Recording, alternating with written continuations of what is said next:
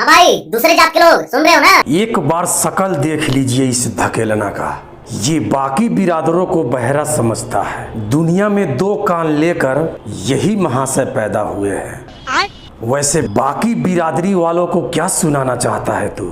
यादव कुल के कितने लोग हैं? आप बताइए तो। आप तो हमारी जान है। तो क्या हुआ, इसमें गलत क्या है? यादव कुल के लोग इनकी जान है तो है, तुझे मिर्ची क्यों लग रही है?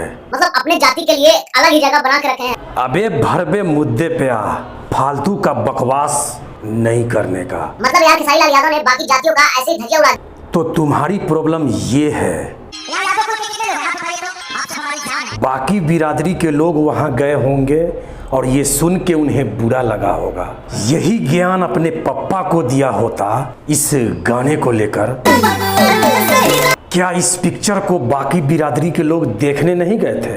क्या उन्हें तकलीफ नहीं हुआ होगा? यहाँ लोग पिक्चर का मजा ले रहे थे और अचानक से ये गाना बज गया होगा। बाकी जो हमारे भाई दूसरे बिरादर के वहां बैठे हुए थे, ये गाना सुन के उनका सीना क्या गर्व से चौड़ा हो गया होगा? नहीं यार, भरवागिरी की भी हद होती है। आप ही लोग बताइए, क्या मैंने गलत कहा?